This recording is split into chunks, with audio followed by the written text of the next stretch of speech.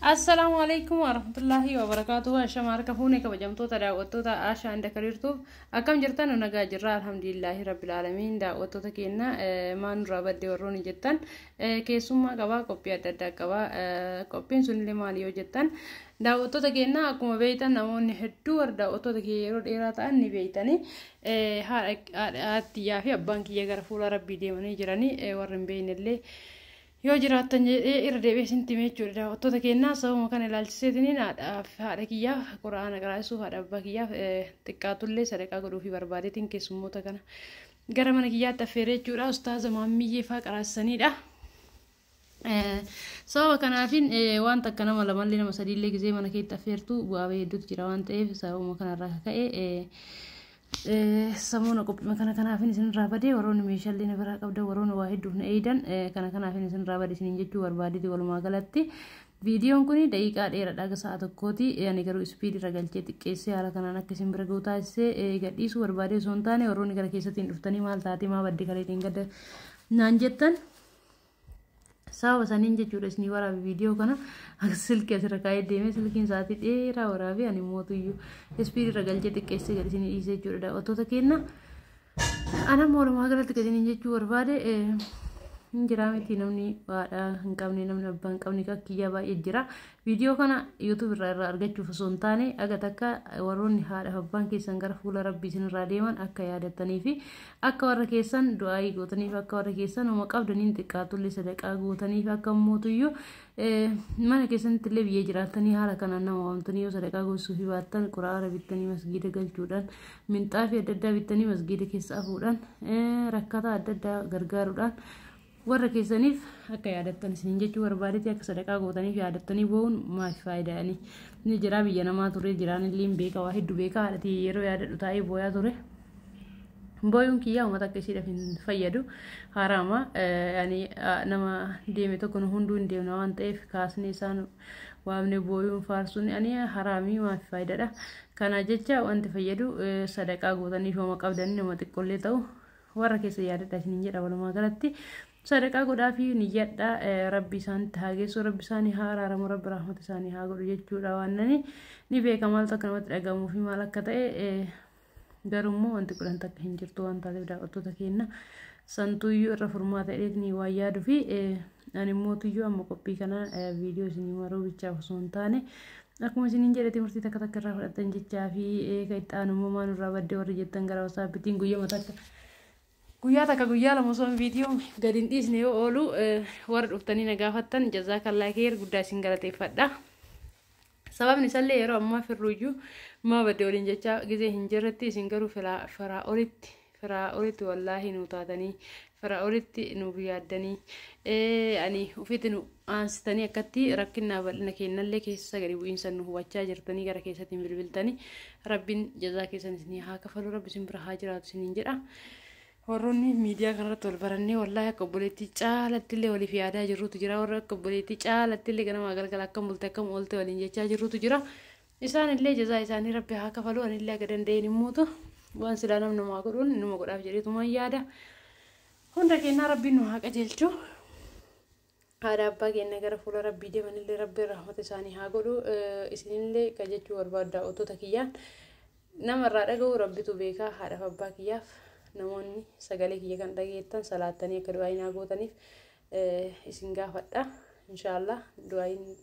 namarraa qe'ee wal rabbuma tokkochatu beekaa kanaa jecha du'aayinaa godhaa fi haadha abbaa kiyyaa wanti haasoliin harkaa badee jira maaliif waa'ee haadhaa fi abbaa kiyyaa gizee kaasuu baay'ee natti dhaga'ama namni kamiyyuu gaafa inni jedhee oluma ka'eetumaan gara fuula karaa deemuun kenna waan oollee garuu mootu akkuma nama kamiituyyuu nama ganaa waa hedduu yaaduudha haadha abbaan kiyya dulloomanii yookaan gizeen du'aa waa geetti qabaa miti daa'imnillee ni du'a garuu immoo hin jiraa meedha nama umurii achi oofee tokkollee nama bakka waa hunda bira dabare tokkollee miti akkuma kennaa nama bu'aa bahii hedduu ganaa yaadaa jirudha garuu mootu gaafa rabbiin jedhan oolan hin jiru haatti amrii taate gaafa waggaa 15 ta'u abbaan kiyyallee itti dabalamanii gaafa gara fuula akiraa deeman jechuudha rabbi rahmata isaanii haa godhu rabbiin warra jaannataa isaan haa taasisu daawwattoota kiyya du'aayinaa godhaaf isiniin jedha namni yeroo ammaa kana daa'imni martuu citaa jirti duuti akkuma arginu kana hayaat fakkeenyaaf kaleessa akkuma kennaa miidiyaa kanarraa dalagaa turte har'a garuu ijoollee isii daa'imman xiqqishoolee san dhiiste gara fuula rabbii deemtee jirti. Rabbi rahmata ishee haa godhu, rabbi warra jannataa ishee haa taasisus illee isiniin jedha daawwattoota keenyaa. Wanni biraa wanni isinitti dhahamu barbaadu warroonni meeshaan biraa qabda warroonni tartiiba keessan eeggataa jiraatanii an tartiiba keessan addaan kute dhiifama naaf oolchaa isiniin jedha. Maaliif namni tokko yeroo jiraatu waan hojjetu tokko bicha irratti hundaa'ee osoo hin taane sooshaal laayivii jira, qe'ee keessa maatiitu jira, jireenya bakka jireenyi miidiyaa kanarra bicha osoo hin taane waa hedduutu jira. Akkuma isiniin jedhe kana waa hedduu nama hedduutu haqqee nurraa qaba. Kanuma kanarratti hundaa'ee isinirraa bade dhiifama isiniin jecha borurraa eegalee tartiiba keessaniin itti fufaa jechuudha. Janyi keessan tartiiba keessaniin hojjetamee tartiiba keessaniin viidiyoon hojjetamee gara maatii keessanii isinii deema. Abshiraa isiniin jedha. Isinirraa turuu kiyyaaf immoo dhiifamaa rakkoo kiyyaallee isinitti himee jira. Akkana jajjabeessitanii fi akka mootu obsaan eeggattan abdii qaban isiniin jedha daawwattoota kiyya. Warroonni mootuyyuu akkanaa taa'u jettanillee akkuma beekamu isiniif ta'a. Warroonni gara keessatiin dhuftanii yeroo hedduu eessa jirtanii eessa jirtan jettanii mootuyyuu gisee hedduu deddeebi'ee isinitti himee jira. Adaamaa jiraannaa nuti. Kana isiniin jedha waa'ee hojii ilaalchisee garuu waa'ee hojii keessa seenuun qabu ture. Maaliif waan na eeggattaniif waan mootuyyuu irratti naa gahettanii abdiidhaan eeggattaniif qalbii keessan cabsuu waan hin barbaanneef jechuudha. Wanni hojii as keessa hiddeef.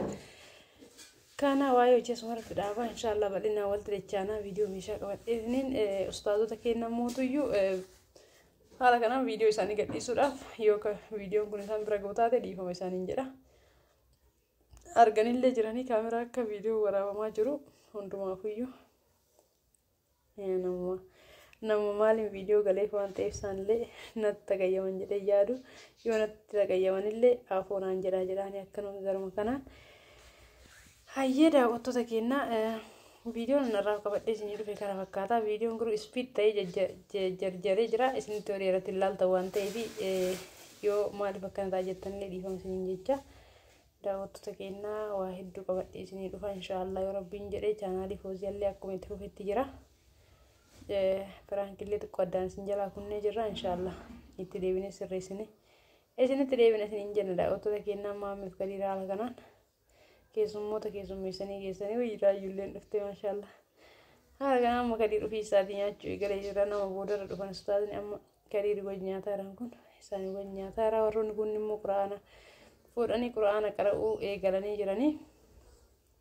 Nuti immoo dhiifama qophiin isaan quraana fi du'aayii adda addaa viidiyoon dheeratee dheerina fakkaate kadii achirraa kaasee kaameraa addaan jitee waraabamne dhiifaman isiniin jedha. Garuu mootu waa'ee kanaa irratti viidiyoo baay'ee waraabuun barbaachisaa miti jedhee waan hin yaadne fi hundumaafuu daawwattoota keenyaa haga ammaa na turtanii na dhageeffachuu kiyyaaf sagaleen ani har'a isinii waraabee garuu sirrii miti ni beeka baay'ee na dhagahameera. Maaliif waan haaseellee hin beeku hundumaafuu dhiifama isiniin jecha. Taanii mootu yoo balleessa dhiifama isiniin jedhee jira. Haga viidiyoo biraa qabadhee wal deebinutti nagaan naa tura. Assalaamu alaikum warahmatullaahi wabarakaatuh.